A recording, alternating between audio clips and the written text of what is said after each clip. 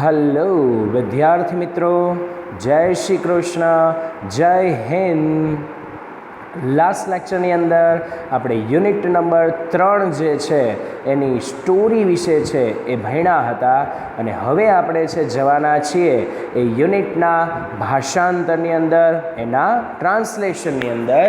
તો દરેક વિદ્યાર્થી છે એ હવે પાઠની અંદર ધ્યાન આપશે અને આપણે શરૂઆત કરીએ પહેલા પેરેગ્રાફથી. Mind, emotions and body are all closely interlinked and always work together. Mind, મગજ, emotions, લાગણીઓ, and body એટલે કે શરીર are all closely, આ બધું બહુ જ બારીકાઈથી interlink એટલે કે જોડાયેલું છે, and always work together અને હંમેશા એક સાથે કામ કરે છે. સમજો બરાબર. મગજ, લાગણી અને શરીર આ બધું એકબીજા સાથે છે એ બહુ બારીકાઈથી જોડાયેલું છે અને હંમેશા એક સાથે કામ કરે છે. It helps you distinguish them more clearly if you try to understand them separately. It helps you, એ તમને મદદ કરે છે ડિસ્ટિંગાઇશ એટલે કે ઓળખવામાં, સમજવામાં.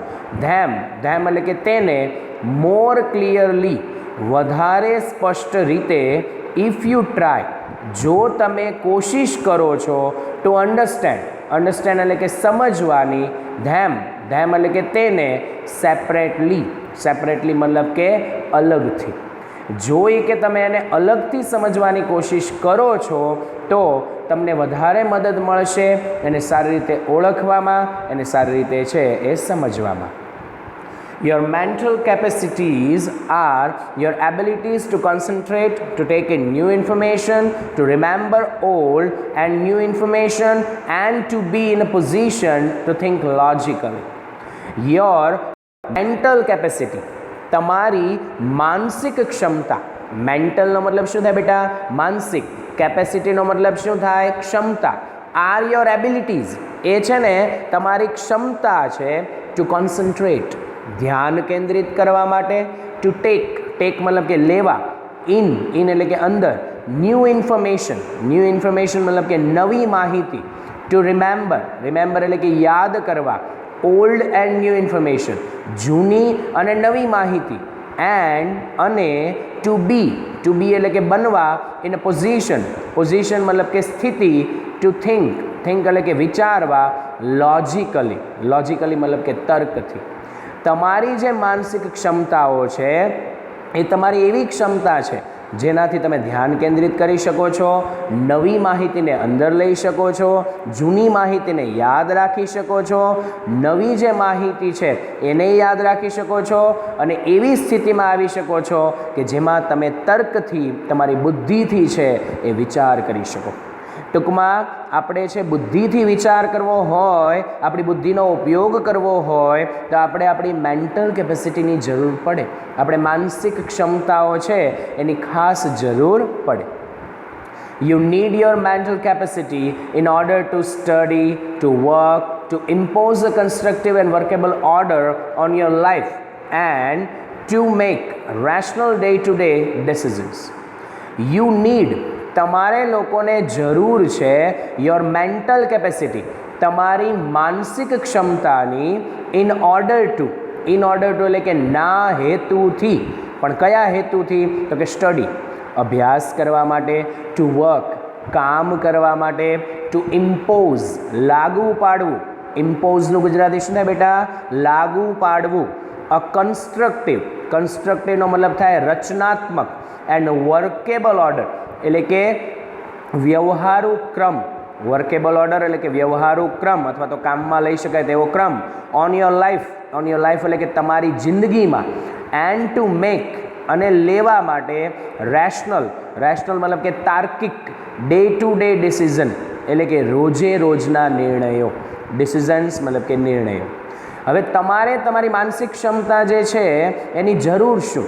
તો કે અભ્યાસ કરવા, કામ કરવા, રચનાત્મક અને વ્યવહારુ ક્રમ તમારી જિંદગીમાં લાગુ પાડવા, રોજિંદા છે બુદ્ધિપૂર્વકના નિર્ણયો છે એને લેવા માટે. આપણે ટૂંકમાં આપણી માનસિક ક્ષમતાની જરૂર છે આના માટે હોય, આપણા રોજિંદા કામ લેવા, આપણા રોજિંદા નિર્ણયો લેવા માટે, અભ્યાસ કરવા, કામ કરવા, બધે જ બુદ્ધિ જોઈએ. બરાબર છે. આપણે કાંઈ બી ન્યુસન્સ કરીએ, કાંઈ બી છે બુદ્ધિ વગરની વાત કરીએ છીએ, અથવા તો કાંઈ બી આપણે ભૂલ કરીએ તો નથી ઘણા આપણને કહી દેતા આ તો સૌ બુદ્ધિ વગરનો છે. એનો મતલબ કે તમારી મેન્ટલ કેપેસિટી કેવી છે? ઓછી છે. તમારા મેન્ટલ કેપેસિટી નથી એવું નથી, છે પણ કેવી છે? ઓછી છે. જેટલી મેન્ટલ કેપેસિટી વધારે એટલું જ તમારું છે એ બુદ્ધિનું વાપરવાનું પ્રમાણ પણ વધારે. અને મેન્ટલ કેપેસિટી તમારી તો જ સારી રહેશે બેટા કે જો ફક્ત ને ફક્ત તમે છે ટેન્શન મુક્ત હો, તમે તણાવ વગરના હશો ને, ટેન્શન વગરના, તો અને તો જ તમારી મેન્ટલ કેપેસિટી ચાલે, નહીંતર ચાલતી નથી. બરાબર છે. એટલે મેન્ટલ કેપેસિટી જો તમારે સારી રાખવી હોય તો મગજમાં ટેન્શન નામની વસ્તુ જે છે એને આવવા દેવી નહીં. જો એ આવી ગઈ તો પછી વાર્તા પૂરી થઈ ગઈ, તમને કોઈ બચાવી શકતું નથી. બરાબર. ચલો આમાં આપણે આગળ જોઈએ. For example, if you had the choice of walking to work or taking the car, the fact that it was raining hard and you had a cold could lead you to the decision that it was better to take the car. For example, ઉદાહરણ તરીકે, if you had the choice, તમારી પાસે કે ધારો કે પસંદગી હતી, of walking, walking મતલબ કે ચાલવાની, ટુ વર્ક, કામ પર જવા માટે, ઓર ટેકિંગ ધ કાર, અથવા તો છે કાર લઈ જવાની, ધ ફેક્ટ, ફેક્ટ મતલબ કે હકીકત, that કે ઇટ વોઝ રેઇનિંગ હાર્ડ, જોરદાર વરસાદ પડી રહ્યો હતો, and you had a cold, અને તમને શરદી થઈ હતી, કુડ લીડ યુ, તો એ તમને દોરી શકે છે. લીડ, લીડ મતલબ કે દોરવવું. શેના તરફ દોરી શકે છે? ટુ ધ ડિસિઝન, નિર્ણય તરફ. કયા નિર્ણય તરફ? તો કે to take, it was better, કે વધારે સારું રહેશે, to take the car, car જે છે એને લઈ જવાની. હવે જો એ શું કહે છે કે ઉદાહરણ તરીકે તમારી પાસે પસંદગી હતી કે તમે જે છે ને તમારા કામ પર કાં તો ચાલીને જાઓ અને કાં તો કાર લઈને જાઓ, પણ હકીકત એવી હતી કે જોરદાર વરસાદ પડી રહ્યો હતો અને તમને શરદી થઈ હતી, તો એ તમને એ નિર્ણય ઉપર દોરી જશે કે કાર લઈ જવાનું આપણા માટે કેવું કહેવાય? વધારે સારું. તો આ નિર્ણય તમને આપ્યો કોણે? તમારી બુદ્ધિએ, તમારા મગજે તમને આ નિર્ણય આપ્યો. મન આ નિર્ણય આપે નહીં. બરાબર? કારણ કે મન જે છે એને બુદ્ધિને લેવા દેવા નથી. બુદ્ધિને કોની સાથે લેવા દેવા છે? મગજ સાથે લેવા દેવા છે. અને તમે સમજો છો કે હવે જો હું પાછો વરસાદમાં પલ્લીશ, બરાબર, તો વધારે શરદી થશે અને વધારે મારે બગડશે, એટલે તમે ઓટોમેટિક એવો નિર્ણય લઈ લેશો કે મારે હવે કાર લઈને જવું છે. અને આ નિર્ણય તમારી મેન્ટલ કેપેસિટીને આધારિત છે. કોઈ ગાંડો વ્યક્તિ હશે જેની મેન્ટલ કેપેસિટી બંધ થઈ ગઈ છે, ખરાબ થઈ ગઈ છે, ઓછી થઈ ગઈ છે, તો એ તો વરસાદમાં પલળે. બરાબર છે? ઘણા કેમ વરસાદની અંદર છે પલળતા હોય તો એને નોર્મલ લોકોને બી લોકો એવું નથી કહેતા આ ગાંડો થઈ ગયો લાગે છે. બરાબર છે? આ વરસાદમાં પલળાય, માંદા પડશે. પણ બેટા એ નોર્મલ વ્યક્તિ છે, એનો તો શોખ છે. બરાબર? પણ જ્યારે કોઈ વ્યક્તિ છે જેને ખરેખર મેન્ટલ કેપેસિટી ન હોય તો એ પણ આવા કાર્યો કરતા હોય છે. વેઇટ અ મિનિટ. ઓકે, નેક્સ્ટ આગળ શું કહે છે આપણે એમાં જઈએ. That would be a rational decision based on the current circumstances. That would be a rational decision. અને આ જે છે ને એ તાર્કિક નિર્ણય છે. રેશનલ એટલે કે તાર્કિક, બુદ્ધિવાળો. ડિસિઝન મતલબ કે નિર્ણય. બેઝડ ઓન, કે જે આધારિત છે. બેઝડ ઓન મતલબ કે આધારિત છે. શેના ઉપર? કરંટ. કરંટ મતલબ કે હાલની. સર્ક્યુમસ્ટેન્સીસ. સર્ક્યુમસ્ટેન્સીસ મતલબ કે પરિસ્થિતિ. આ જે નિર્ણય છે ને એ તમારી હાલની જે પરિસ્થિતિ છે એના ઉપર આધારિત નિર્ણય છે. તમારો બુદ્ધિપૂર્વકનો નિર્ણય છે કે ભાઈ અત્યારે શું પરિસ્થિતિ છે, મારે એના પ્રમાણે ચાલવાનું છે. બરાબર?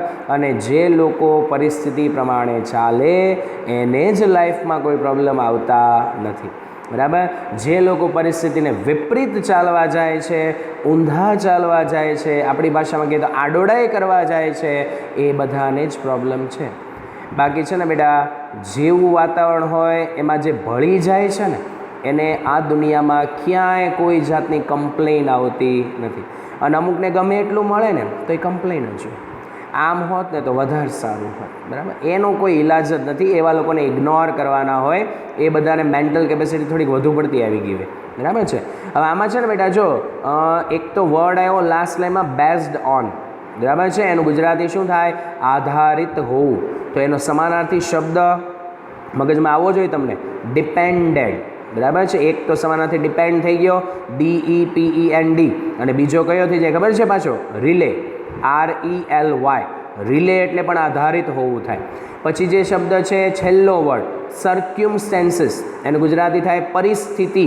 તો એનો પણ સમાનાર્થી છે કન્ડિશન, બરાબર. હા સર આવડતું જ હતું, એ હું બોલું પછી યાદ આવે બધું. કન્ડિશન. અને એક છે સિચ્યુએશન. અરે હા તો સર મગજમાં જ હતું હાવ, પણ તોય રહી ગયો હવે, બરાબર. સર્ક્યુમસ્ટેન્સીસના બે થશે, એક તો સિચ્યુએશન અને બીજો કયો થઈ જશે? કન્ડિશન, બરાબર. હવે આપણે જરા પેજ છે એને સેટઅપ કરી લઈએ આગળનું. ચાલો હવે નેક્સ્ટ પેજમાં આપણે આગળ જઈએ. તો એમાં કહે છે the mind is a rational logical part of you that helps you to make unemotional choices, to store and retrieve information and to order and calculate. The mind, તમારું જે મગજ છે, ઇઝ અ રેશનલ. રેશનલ મતલબ કે તાર્કિક, logical part, બુદ્ધિવાળો ભાગ of you, તમારો છે, દેટ હેલ્પ્સ યુ, જે તમને મદદ કરે છે ટુ મેક, લેવા માટે, અનઇમોશનલ ચોઇસીસ, એટલે કે લાગણી વગરની પસંદગી. અનઇમોશનલ, લાગણી વગરનું, ચોઇસ એટલે કે પસંદગી. ટુ સ્ટોર, ટુ સ્ટોર એટલે કે સંગ્રહ કરવા માટે. રિટ્રાઈવ, રિટ્રાઈવ એટલે કે પાછું મેળવવા. ઇન્ફોર્મેશન, ઇન્ફોર્મેશન એટલે કે માહિતી. એન્ડ અને ટુ ઓર્ડર, ઓર્ડર મતલબ કે ગોઠવવા. એન્ડ કેલ્ક્યુલેટ, કેલ્ક્યુલેટ મતલબ કે ગણવા માટે. હવે આપણી મગજની છે ને આ વ્યાખ્યા આવી કે વોટ ઇઝ ધ માઇન્ડ, બરાબર. આવો ક્વેશ્ચન પૂછ્યો હોય તો એનો જવાબ છે કે મગજ શું છે? તો કે મગજ જે છે બેટા રેશનલ, રેશનલનો મતલબ થાય તાર્કિક, લોજિકલ પાર્ટ એટલે કે બુદ્ધિવાળો એક એવો ભાગ છે જે તમને મદદ કરે છે કે તમે લાગણી વગરની પસંદગીઓ કરો, તમે એનો સંગ્રહ કરો, તમે ફરીથી માહિતીને મેળવો, એને ગોઠવો અને પ્લસ એને પાછા ગણી શકો. આ કોનું કામ છે? બધું મગજનું કામ છે. It is the counterpart to the emotions. પણ હવે જો બહુ મોટું વાક્ય છે, it is the counterpart, એ અડધો ભાગ છે. કાઉન્ટર પાર્ટ મતલબ કે અડધ્યું, અડધો ભાગ. ટુ ધ ઇમોશન્સ, લાગણીઓ માટે. પણ સાથે સાથે છે ને તમારી જે લાગણીઓ હોય એ લાગણીઓનો પણ એ અડધો ભાગ જ છે. મતલબ કે જેટલી જરૂરી લાગણીઓ છે એટલું જ જરૂરી કોણ છે? મગજ પણ છે. A good example of the interaction between mind and emotion is exam nerves. A good example, એક સારું ઉદાહરણ of the interaction, interaction મતલબ કે વ્યવહાર, પરસ્પર વ્યવહાર, between mind and emotion, મગજ અને લાગણીઓ વચ્ચેનું, is exam nerves. એ કયું છે? તો કે પરીક્ષાની ચિંતા. તમારું જ ઉદાહરણ લીધો, બહારનું જ લેવું ન પડે. એક સારું ઉદાહરણ, મગજ અને લાગણીઓ જે હોય એમની વચ્ચે જે વ્યવહાર થાય છે એનું જો કોઈ હોય તો એ છે તમારી પરીક્ષાઓની ચિંતા. અને એ મોટા ભાગે હોય જ આપણને. પછી ઘણા એમ કે ના સર આપણે એવું કંઈ આવે જ નહીં. હા તારે કે ભણવું જ છે, બરાબર. સાહેબ આપણે તો એક્ઝામ હોય તોય ન વાંચીએ. હા બરાબર જ છે બેટા, આપણે ભણવું જ ના હોય એટલે આપણે એવું જ કરીએ, બરાબર. બાકી જે લોકોને ભણવું છે, જે લોકોને અભ્યાસ કરીને આગળ વધવું છે, જેને અત્યારે મહેનત કરવી છે ને લાઈફ એન્જોય કરવી છે, બરાબર છે. બાકી ઘણાને શું છે? અત્યારે લાઈફ એન્જોય કરવી છે ને પછી બળ કરવું છે. કારણ કે અત્યારે અમુકને આપણે સલાહ આપીએ ને, ભાઈ તું અત્યારે મહેનત કર, સારી એવી પોસ્ટ લઈ લે, અથવા તો સારો એવો બિઝનેસ સેટઅપ કર, ભણી ગણીને આગળ વધ, સાહેબ બધું થઈ જાય, બરાબર છે. કંઈ જ થતું નથી, બરાબર. પછી એની સાથેના લોકોને જ્યારે એ ફ્યુચરમાં મળે, જ્યારે જોવે કે પહેલાં કેવી પોઝિશનમાં છે, કેવી પોસ્ટ ઉપર છે, બરાબર, ત્યારે એને સમજ પડે છે કે ભાઈ આપણે મહેનત કરી હોત તો આપણે આવું જ હોત, પણ નથી કરી ને યાર, એ જ તો પ્રોબ્લેમ છે, બરાબર. એટલે એ તમારે બેટા જોવાનું છે કે આપણે શું કરવું, એક્ઝામ છે ને સિરિયસલી લેવી કે ન લેવી. અને બાકી ફિક્સ જ છે કે નથી જ ભણવું, બરાબર છે, તો છોડી જ દો, ભણવામાં સમય બગાડવાનો જ નહીં. તમને ખબર જ છે કે મારે બિઝનેસ જ કરવો છે તો પહેલેથી કરીને યાર, શું કામ બાપાના બગાડે છે, બરાબર છે. પણ જો કામ કરવું જ છે તો કેવું હોવું જોઈએ? વ્યવસ્થિત. જે બી કરો, ભણવામાં મન નથી લાગતું તો સ્પષ્ટ કહી દો પપ્પાને કે મને બિઝનેસ જ કરવો છે, મને તમે આ બધું નહીં કરાવો, આમાં કંઈ ઉકળશે નહીં મારે. કારણ કે બિઝનેસ એ પણ એક પ્રકારની કળા છે, બધાને આવડતી નથી, બરાબર છે. એટલે એ તમારે ડિસિઝન લઈ લેવાનું હોય અને એમાં પણ શેની જરૂર પડે? બુદ્ધિની જ જરૂર પડશે. આગળ જોઈએ આપણે. Your mental capacity has help you written what you have revise. You know your stuff, but when you enter the exam room and start getting emotional by expecting difficulties and imagining failure, all of a sudden the carefully stored information is no longer available. હવે શું કહે છે સાંભળજો. Your mental capacity, તમારી જે માનસિક ક્ષમતા છે, હેઝ હેલ્પ યુ, એ તમને મદદ કરે છે રિટેઇન મતલબ કે યાદ કરવામાં, વોટ યુ હેવ રિવાઇઝ, કે જે તમે શું કર્યું છે? પુનરાવર્તન કર્યું છે. રિવાઇઝ એટલે કે પુનરાવર્તન કરવું. તમારી માનસિક ક્ષમતા છે ને એ તો તમને મદદ કરે છે. તમે જે કાંઈ પણ પુનરાવર્તન કર્યું છે એ બધું જ યાદ રાખવાનું. યુ નો યોર સ્ટફ, તમે કે છે ને એ તમારું સ્ટફ મતલબ કે અંદર જે સંગ્રહ કરેલો છે એને જાણો છો. આમ સામાન્ય રીતે સ્ટફ જે છે ને બેટા એનો મતલબ મસાલો થાય, પણ આપણે અહીંયા મસાલાની વાત નથી થતી, અહીંયા જ્ઞાનની વાત થાય કે તમને તમારા જ્ઞાન વિશે ખબર જ છે.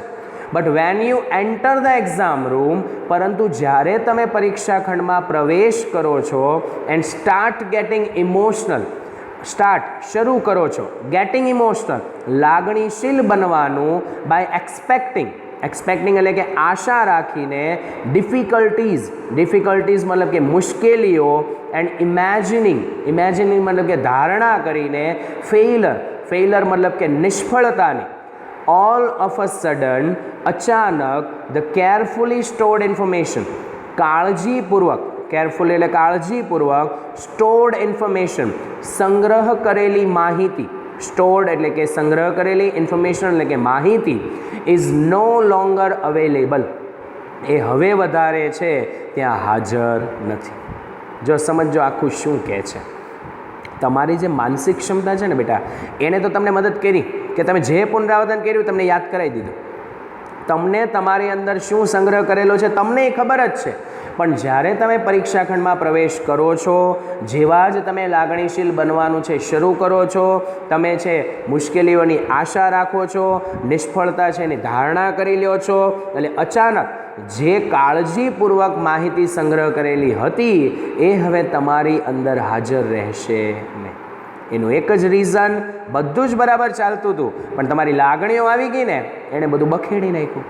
એટલે શું કામ ફેઇલર વિશે વિચારો છો યાર? એમ વિચાર નહીં કે તને બધું આવડશે, તો નહીં આવડતા હોય ને એ ક્વેશ્ચન બી તમે લખી શકો. આ તો પહેલેથી જ વિચારે મને નહીં આવડે, બરાબર છે. એટલે નેગેટિવિટીનો છે કોઈ ઇલાજ નથી. બાકી હું તમને પોઝિટિવિટીનું એક ઉદાહરણ આપું બેટા, કે લોકો જે પોઝિટિવ હોય ને તો એટલા બધા પોઝિટિવ હોય કે આપણું મગજ કામ ન કરે. હવે એક વ્યક્તિ સવારમાં ઓફિસે જવા માટે ઘરેથી છે એ બહાર નીકળો અને એ ભેગું જ છે એક પક્ષી ઉપર બરાબર ત્યાં ઘરની બહાર એને બેઠું હશે વાયર પર, અને એ બરાબર છે ચરખી ગયું, બરાબર છે પોટી કરી ગયો આપણી ભાષામાં. એટલે ઓલા વ્યક્તિનો જે શર્ટ હતો ને એ બગડ્યો. એટલે એણે શું કર્યું, આમ હાથથી છે બરાબર સાફ કર્યો શર્ટને, અને પછી છે ને આમ પક્ષીની સામે જોઈને ગાળ્યો ન દીધી આપણી જેમ. નહીં તો અમુક તો બોલો પક્ષીઓને ગાળી દેતા હોય, જાણે કેમ ઓલીને સંભળાતું હોય કે ખબર પડતી હોય, બરાબર. ત્યાં આમ હાથ લાંબા કરીને હું જાય ને ત્યાં, તો એને થોડા ટોયલેટ આપ્યો કે તમે ઘરમાં મોકલી દો ને, એટલે મારે જવું હોય તો મારે ઘરે વહી દેજો, બરાબર છે. એને એવું કંઈ જ ન હોય, એ તો ગમે ત્યાં જ કરે, બરાબર છે. પણ એ વ્યક્તિએ શું કર્યું ખબર? એ વ્યક્તિએ ભગવાન તરફ જોયું, આકાશ તરફ જોયું, અને ભગવાનને શું કીધું ખબર? Thank you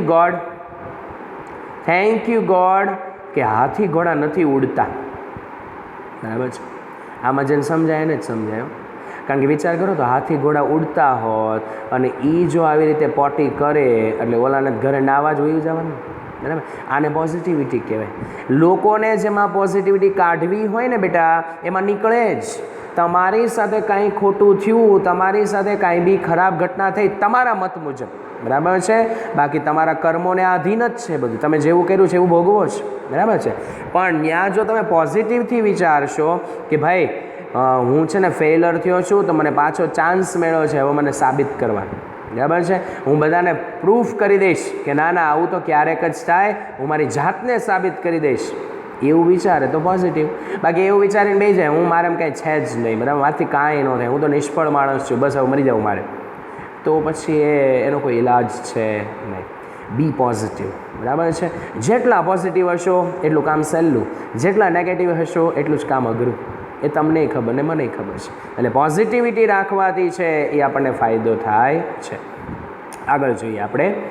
your emotions have bad the way to your inner information. Stop. Your emotions, તમારી જે લાગણીઓ છે, હેવ બેડ, એણે છે ને રોકી દીધું. બેડ મતલબ કે રોકી દેવું, અવરોધ બનવું. ધ વે, વે મતલબ કે રસ્તો. Two your inner information store, તમારી અંદરની માહિતીનો છે એ સંગ્રહ. તમારી અંદરની માહિતીનો જે સંગ્રહ હતો, ત્યાં જવાનો જે રસ્તો હતો ને, એને કોણે રોકી દીધો? તો કે તમારી જે લાગણીઓ છે એ લાગણીઓએ છે એ રસ્તાને છે શું કરી દીધો? તો કે રોકી દીધો. Do you find your self reacting in any of the following way? Do you find your self, શું તમે તમને પોતાને જુઓ છો? રિએક્ટિંગ, રિએક્ટિંગ એટલે કે પ્રતિભાવ આપતા. In any of the following way, નીચેનામાંથી કોઈ પણ રીતે. હવે આપણને ક્વેશ્ચન કરે છે કે નીચેનામાંથી કોઈ પણ રીતે તમે તમને પોતાને છે પ્રતિભાવ આપતા જુઓ છો? મતલબ કે તમારી સાથે આ નીચેનામાંથી કોઈ બી ઘટના થાય છે ખરી? હવે આપણે નીચે નથી, આપણે પેજ ફેરવવાનું છે, એટલે હું જરા પેજ છે એને ફેરવી દઉં છું.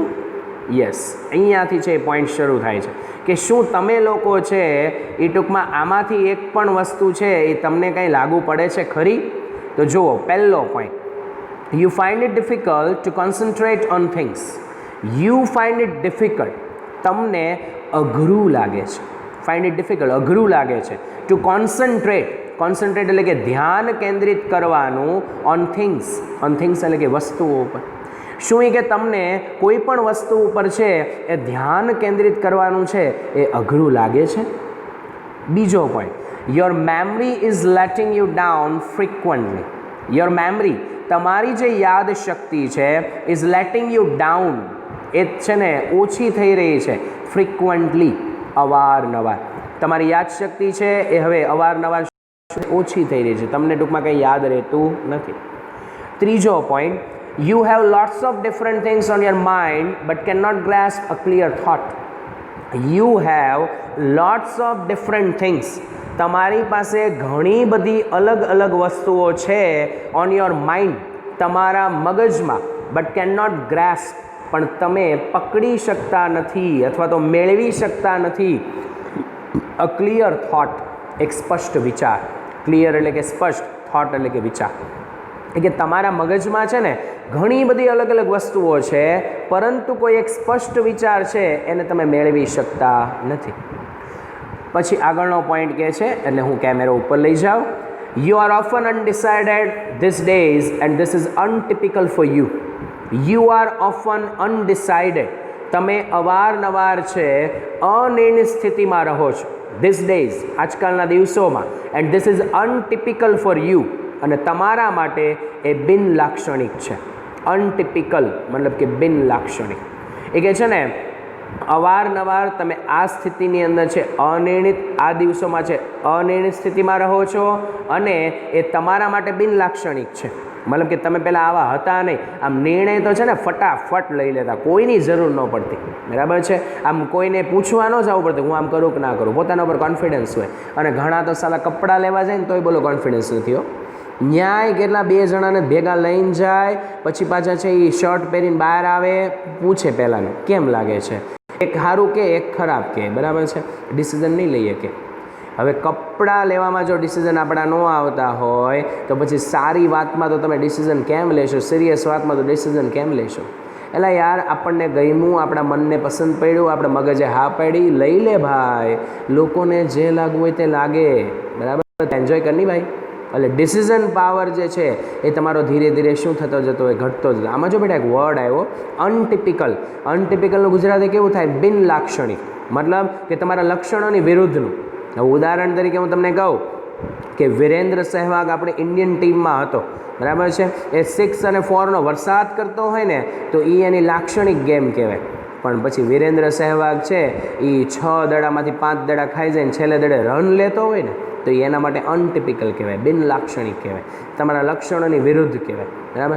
તમે એકદમ ચૂપચાપ ક્લાસમાં બેસી રહેતા હો, બરાબર, અને અચાનક એક દિવસ નકરી રાડ કરો ને એકેય શિક્ષકને ભણાવવા ન દો, બરાબર છે, તો એ તમે કેવા કહેવો, અનટિપિકલ કહેવાય, તમારા લક્ષણોની વિરુદ્ધનું છે.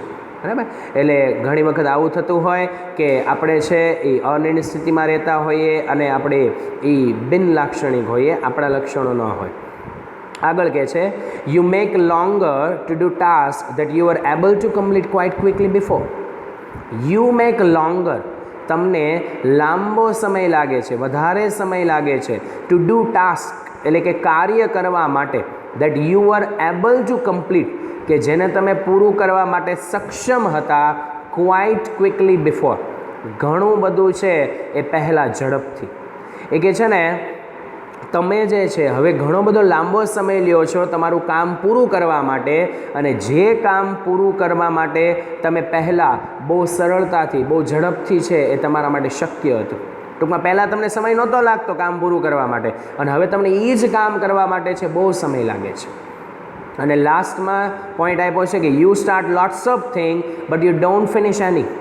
યુ સ્ટાર્ટ, તમે શરૂ કરો છો, લોટ્સ ઓફ થિંગ્સ, ઘણી બધી વસ્તુ તમે શરૂ કરો છો, બટ ડોન્ટ ફિનિશ એની, પણ એક પણ વસ્તુ પૂરી કરતા નથી.